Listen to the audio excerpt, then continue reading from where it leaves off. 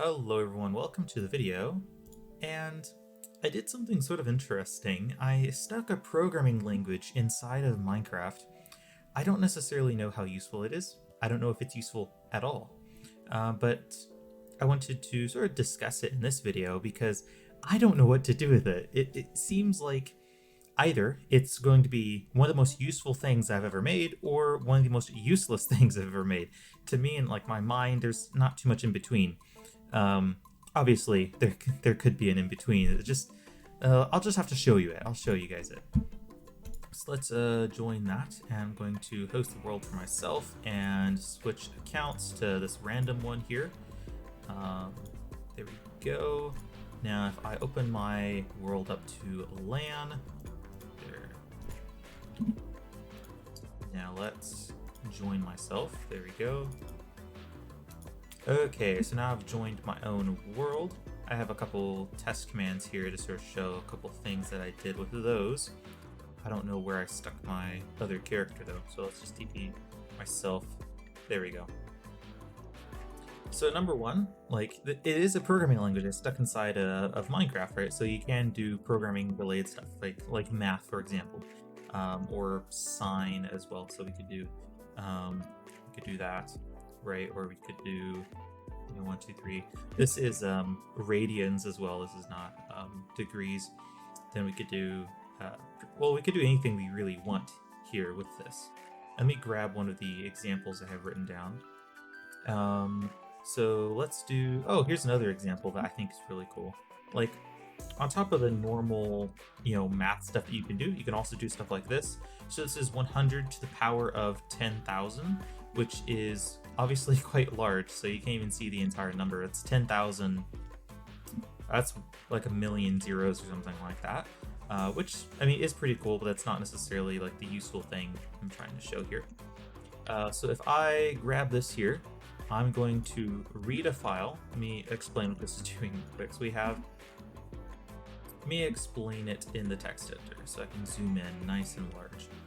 So with this here, we have with open file. So we are opening a file, and we're going to call the file S, and the name of the file is config.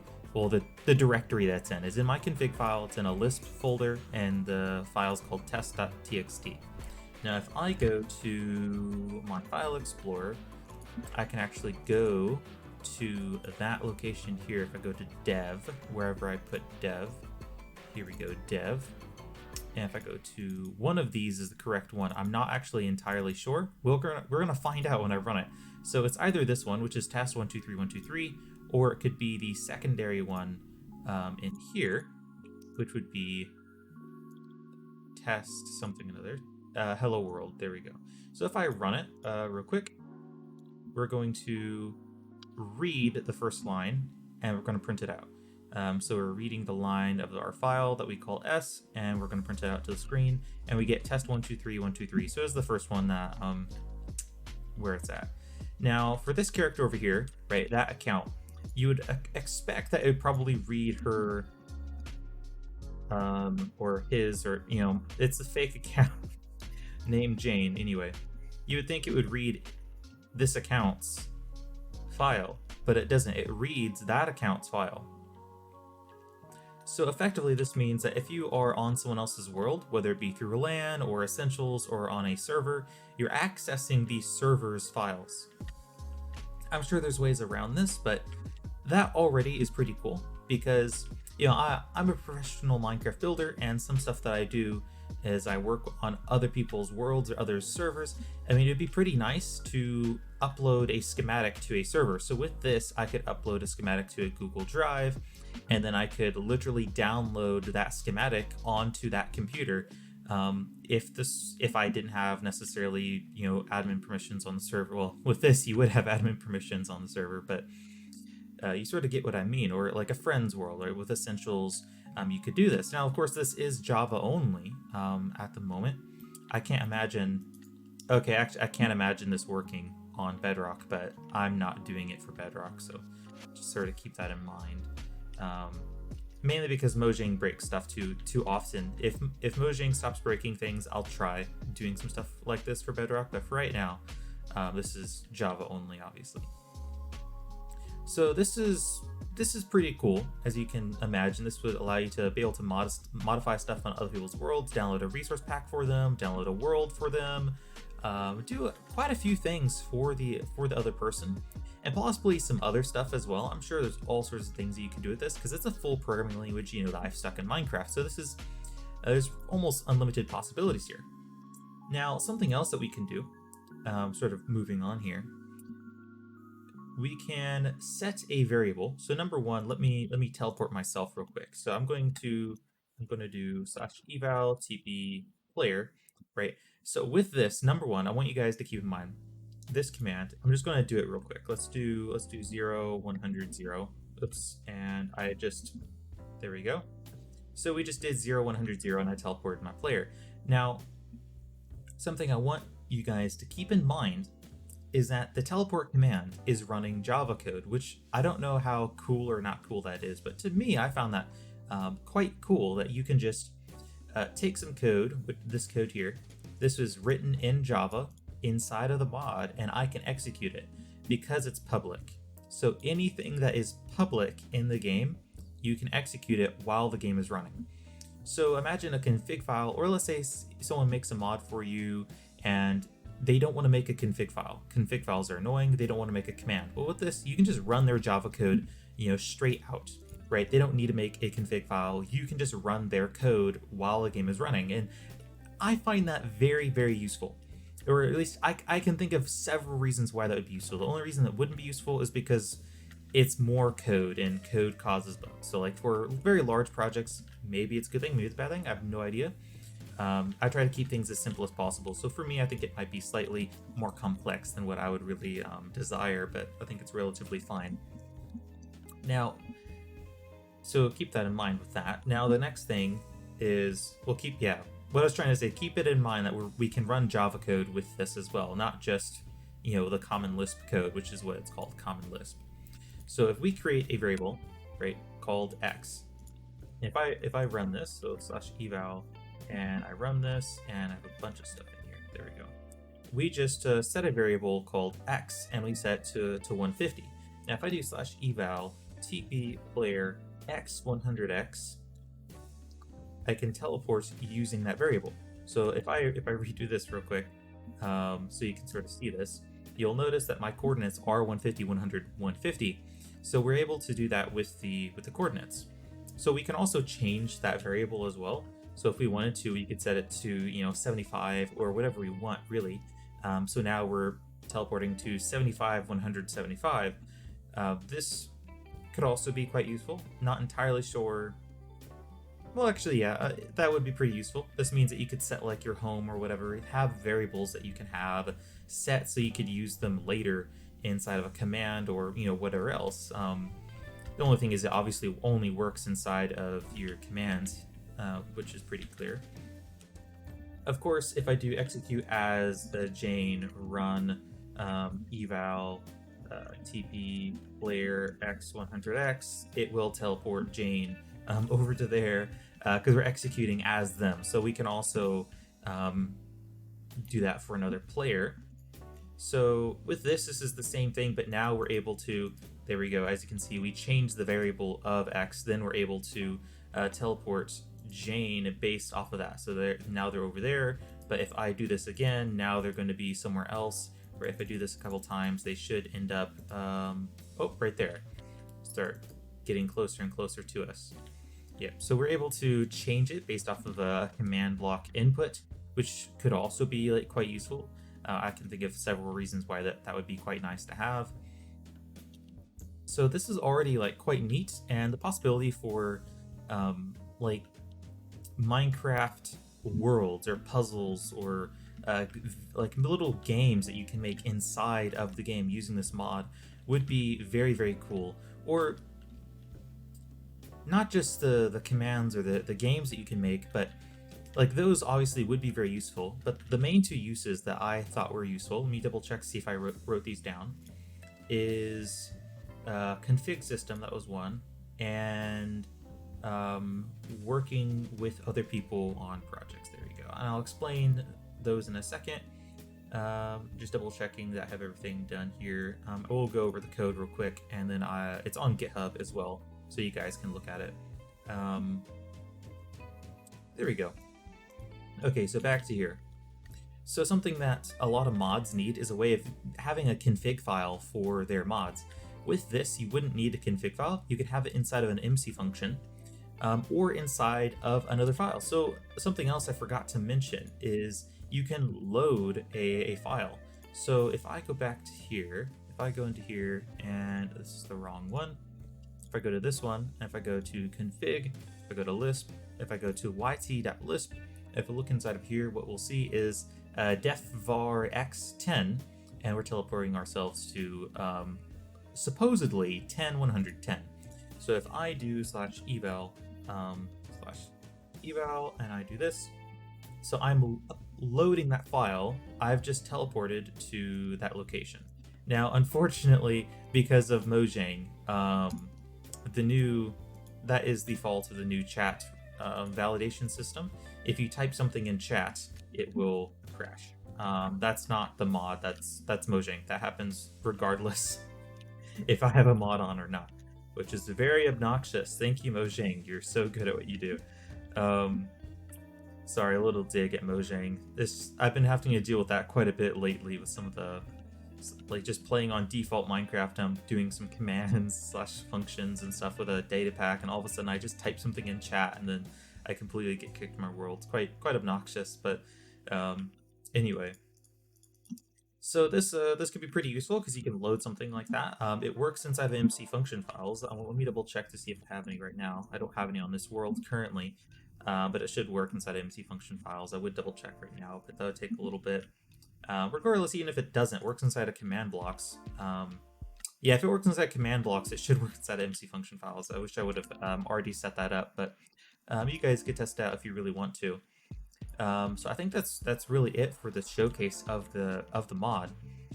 And sort of my goal for this video, right, is just to communicate this mod and this mod idea and what it could do and how cool it could be, right? This could be very, very cool. So many different ideas with config files or different things that would allow you to, programmatically change your game in a much more dynamic way, right? You'd be able to dynamically change the game much easier, right? You could already do it anyway, but with this, you have an entire another layer of flexibility because now you can really use a programming language in your config file to change it while the game is running if you really so wanted to. So there's a lot of possibility here for making Minecraft way more dynamic than what you'd normally have. And I mean, this is my first ever mod. Like, I can't even imagine what like a modding veteran could do with this for making the game better.